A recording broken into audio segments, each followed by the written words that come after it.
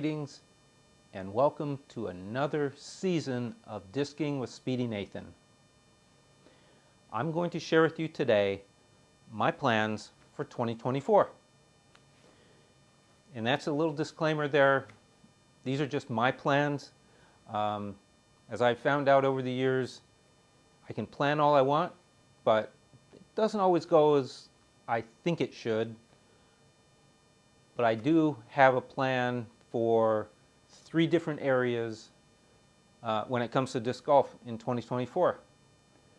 Let's start with where I want to play. I would like to play just like I did last season. I think last year I played 26 rounds. I'd like to play 26 rounds this season too. That's a good number for me. I find that if I play week after week after week after week, I can get a little bit burnt out on it, but 26 rounds, if I spread them out, do it like every other week, I think that's a good frequency for me. Here's what's going to be different. I don't have any set dates. I'm not scheduling these rounds for 2024. I'm not saying on such and such a date I'm going to play this course, and such a date I'll play this other course. Rather, I have a checklist of 26 rounds that I will go through them sequentially. The first round at the very top, I will wait until there's a, the conditions and everything are favorable for playing there, and I'll go play that one. Check that one off. Then usually it won't be the very next week, but in a couple weeks, I'll go for the second one I have on my checklist, and so forth. And I go until I get to the end of it. I find that if I set dates, those are just tentative dates, and that will a lot of times lead to, on such and such a date, I said I would play this course, and it turns out the weather is just crazy weather, and I'm not the kind of disc golfer who says, I'm going to go there no matter what kind of weather there is, and I'm going to play through it and everything, because I play for enjoyment, and a lot of times the weather just is not conducive to an enjoyable round. So what I'll do a lot of times is I'll say, nope, I won't be going that day. Let's look at the next week, and oh yeah, it looks like the weather is better then, and that's how I've gone anyway. And so having no set dates, it can be a little bit difficult for those who want to join me, who want to play around with me, who want to even just be with me, or spot for me, what have you. I know it can be difficult to not have actual dates to plan on, but this is what I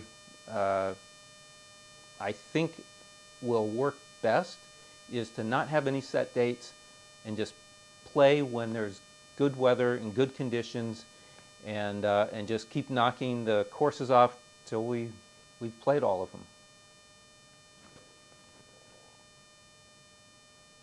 Another thing that I'm changing this year is that I want to play, every time I go play, I want to play the equivalent of 18 to 20 holes. What that means is I'm going to be going to courses that are not 18-hole courses. They're either 6 holes or 9 holes or 10 holes. So if I go to a 9-hole course, for instance, what I will do is I will throw on every hole, I'll throw 2 tee shots, and then I will take the better of those 2, and I'll throw 2 more shots from there. Then I'll take the better of those 2 and keep going until I finish the hole. And that's the equivalent of playing, when I play 9 holes like that, that's the equivalent of 18 holes that I played. And that's how I'm planning to do it is it'll be 18 to 20 holes because I believe I'm planning to play a 10-hole course, and so I'll throw 2 tee shots and play the equivalent of 20 holes when I go there and play that one. And so that's going to be different this year because last year I would just play like 9 holes and then I would be done. Then I'd say, yeah, maybe I'll come back next week or go to another short course next week and play that. But no, this year I plan to give myself more practice by playing the equivalent of 18 to 20 holes per round. I'm also introducing something this season called SIS rounds. SIS stands for Speed If Solo. So what that means is if I go to play disc golf somewhere and I'm by myself and it's a designated SIS round, I will do that as a speed round. And I have, I think, 4 or 5 of those designated rounds that if no one is with me, I'll just do that as a speed round. These are going to be longer courses, and I've done longer courses for speed rounds before, and it was kind of fun. Last year I mainly focused on the shorter courses, trying to go for faster times and everything. But this year, if I do speed rounds, they'll be on longer courses. I'm also going to plan to try and play some courses, at least 7 courses that I've never played before. There are 7 courses in Illinois that I have on my UDisc wish list that I've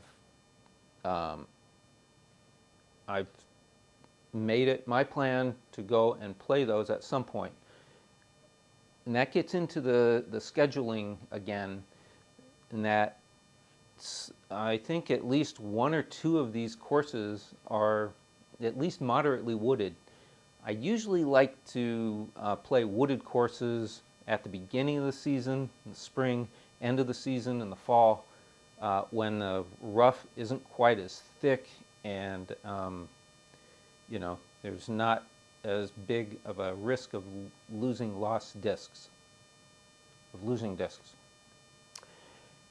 So there are 7 courses here in Illinois that I'd like to play, and there's 1 or 2 courses in Florida that I possibly will go down and play those.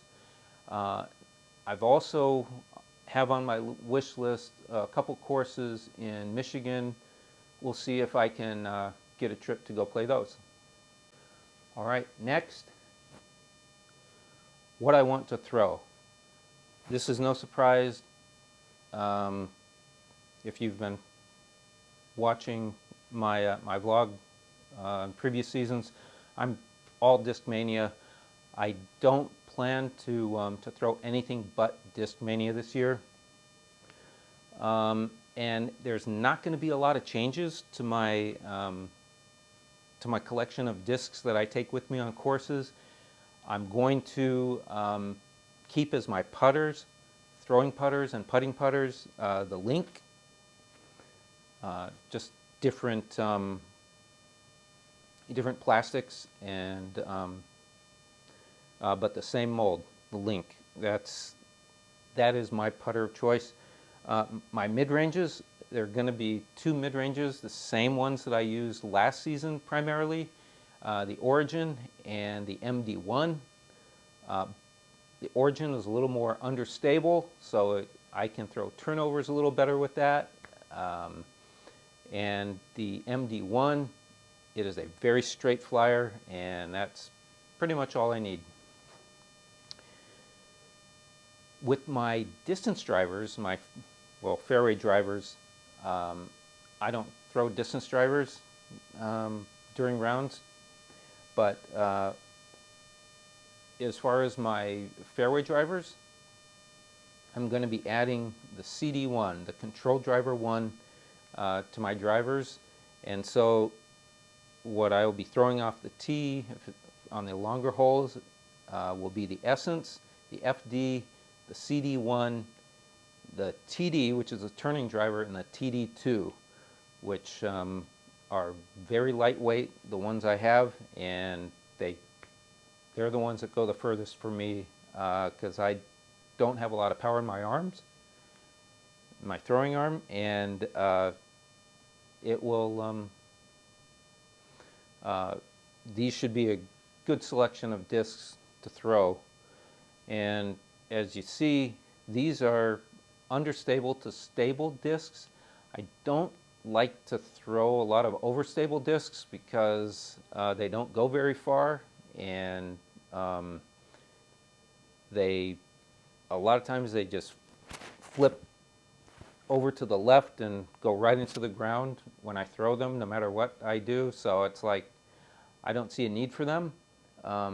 But these understable to stable discs, these are what have worked well for me in seasons past. So that's what I want to keep throwing. Okay, lastly, and some may consider this to be unimportant, but one thing that is important to me is conservation of my creative energy. I like to use my creative energy out on the course.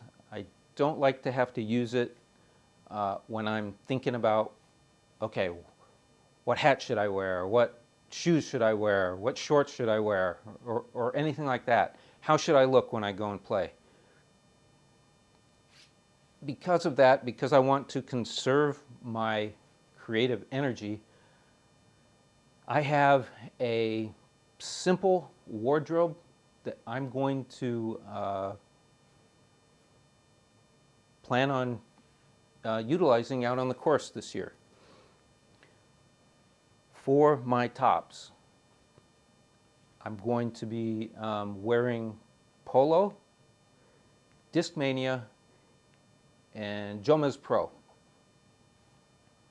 They're all good brands and they look great.